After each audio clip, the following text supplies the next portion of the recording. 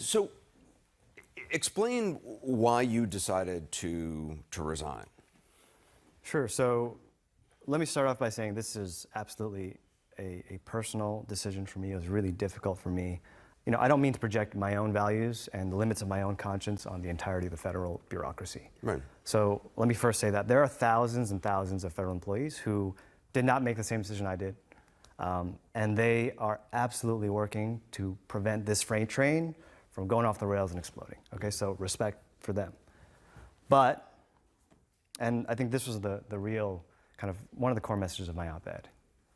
If you're a concerned American and you're hoping that some unelected official somewhere or a cabal of civil servants somewhere will resist this president and fight his policies from within the government, then you will be disappointed. You never saw any resistance or deep state? I certainly saw people's personal reservations. I never saw a deep state. The president often says in the prior administration, people around the world were laughing at us. No one's laughing at us now.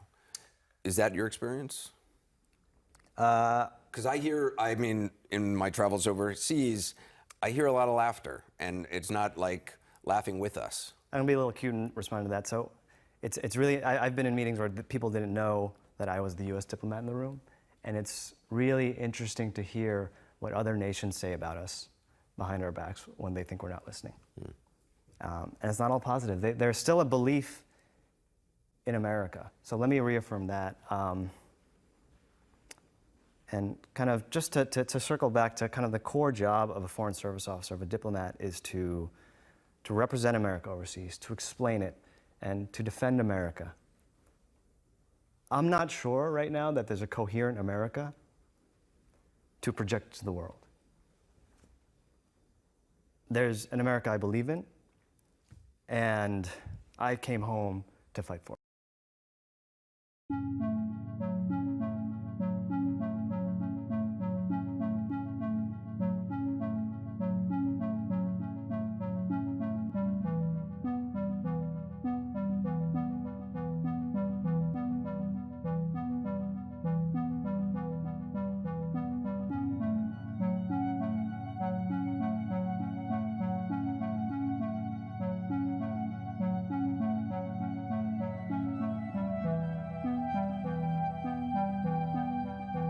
We're a totally peaceful racist group. We say we're there to defend all races and colors. You pulled out Caucasian. If you hate gay people and you hate blacks and you hate everyone, then you're in the wrong place.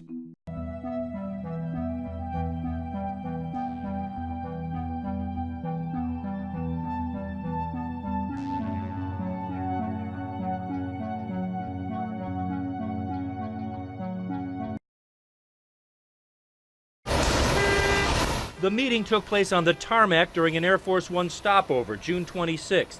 Alaska Governor Mike Dunleavy, a pro-mining, pro-business, anti-EPA governor, met with Donald Trump for nearly a half hour. Just got off of Air Force One with President Trump.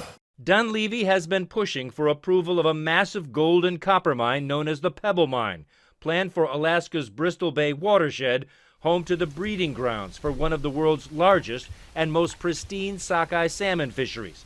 And after his meeting aboard Air Force One, Dunleavy said this about the president. He really believes in the opportunities for Alaska, and he's doing everything he can to work with us on our mining concerns.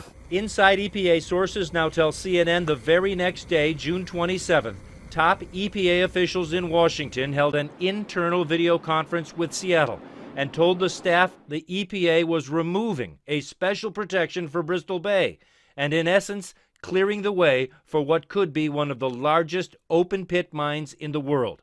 That internal announcement was a total shock to top EPA scientists, sources told CNN, because their environmental concerns were overruled by Trump political appointees.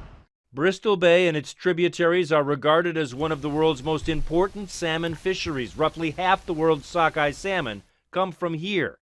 It's been protected since 2014, when after 3 years of study, the Obama-era EPA used a rare provision of the Clean Water Act to basically veto any mining that could pose a threat, EPA scientists writing a mine would result in complete loss of fish habitat that was irreversible.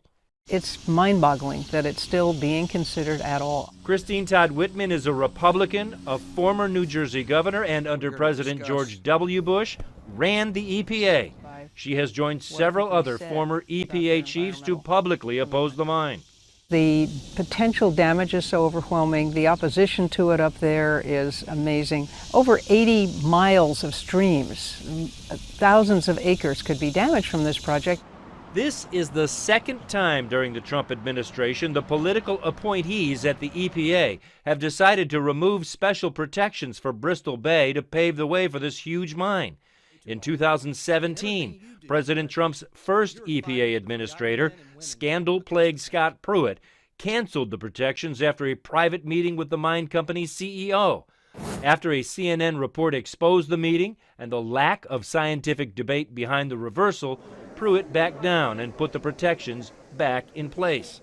Now another private meeting, this time with the president himself, has led to yet another win for the mine and removal of environmental protections for this pristine watershed. One of the most troubling things about this administration on the environmental side is this disregard of science. They're gutting science across the agencies, across the departments, across the government. Even if scientists at the EPA are advising you, Mr. President, this is very dangerous to the environment, to the fisheries, to the state of Alaska. If the president decides, that's the decision? That's the decision. And the only recourse then is for environmental groups to sue? Environmental groups, Native Alaskans, you'll have a host of lawsuits, I am convinced. Alaska's Governor Mike Dunleavy, elected last fall, is a huge Trump supporter. He's met with President Trump multiple times, sent this letter to the president asking for a long list of EPA reversals, including what he called the Clean Water 404 veto, a direct reference to Pebble Mine. A member of his staff used to work on the Pebble project in public relations. And at EPA headquarters, Andrew Wheeler, the former coal company lobbyist who now runs the agency, has a tie to Pebble Mine, too. He has recused himself from decision-making on the project because his former law firm represents the mine. In response to this report, the EPA said those Obama-era protections were outdated and this mine would still have to go through approval process. Our sources are telling us it's really a done deal.